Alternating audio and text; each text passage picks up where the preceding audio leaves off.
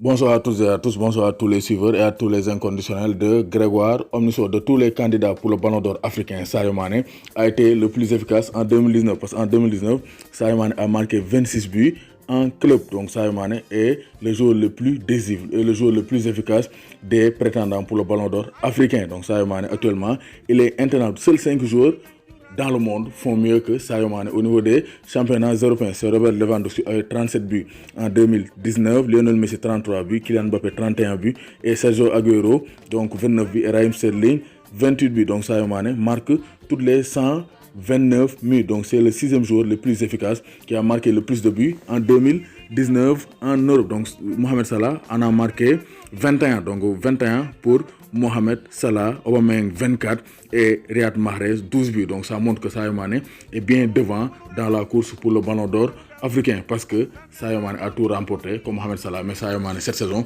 a été beaucoup plus efficace que Mohamed Salah durant cette année 2019. Donc Sadio Mané va tranquillement et logiquement remporter le Ballon d'Or africain parce que Aubameyang et Mahrez ne font pas le poids. Même si Mahrez a remporté le championnat d'Afrique, mais Mahrez en club, il n'est pas titulaire indiscutable et il n'est pas aussi décisif que Sadio Mané, meilleur buteur de Premier League et qui a réalisé un doublé décisif en Super Coupe d'Europe face aux Boules de Thiès. Donc Sadio Mané est plus que jamais grandissime favori. Sadio Mané mooy favori incontestable pour le Ballon d'Or africain. doomu Gaynde Njaay warul tiit warul ragal.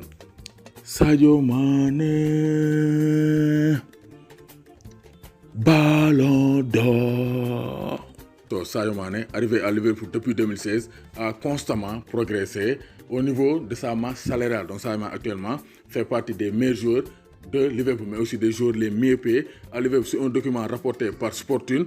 Le Sénégalais est le 3e joueur le mieux payé de Liverpool derrière Salah et Roberto Firmino à égalité avec Virgil van Dijk. Chaque saison, le joueur sénégalais perçoit la somme de 9,1 millions d'euros, c'est-à-dire 5,9 milliards de francs CFA. C'est-à-dire chaque année, Sadio Mané day am 6 milliards de francs CFA. Donc gàcce ngalaama te ñuy gis li muy liggéey fii ci Bambali fii Sénégal. Donc yal na salaire bi gën a yokk. Alisson Becker am na donc 7,3 millions d'euros. Virgil van Dijk 9,1 millions d'euros. Sadio Mané 9,1 millions d'euros. Salah 12,1 millions d'euros. Donc Salah, c'est le patron des Reds, c'est le joueur le mieux payé à Liverpool, suivi de Roberto Firmino, donc avec 10,9 millions d'euros. Xherdan Shaqiri 5,5 millions d'euros. Naby Keita 7,3 millions d'euros. James Milner 7,3 millions d'euros. Jordan Henderson, le capitaine, 8,5 millions d'euros. Jorginho Wijnaldum war nañ ko salaire am de 4,5 millions d'euros.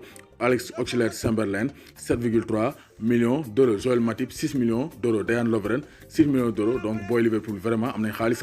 Donc Andrew Robertson 4,8 millions d'euros et Alexander Arnold 3 millions d'euros. Fabinho 6 millions d'euros. Donc gis nañ ne Liverpool vraiment sont des joueurs très très bien payés. Liverpool c'est un grand club qui paye très bien ses joueurs. Donc Sadio Mané c'est le 3e joueur le mieux payé à Liverpool avec 9,1 millions d'euros. Derrière Firmino 10,9 millions d'euros et Mohamed Salah 12,1 millions d'euros. doomu Gaynde Njaay warul tiit warul ragal ku am doom na nga ko xoojal bal mu koy naan parce que football bi fa la milliards ya nekk. doomu Gaynde Njaay warul tiit warul ragal.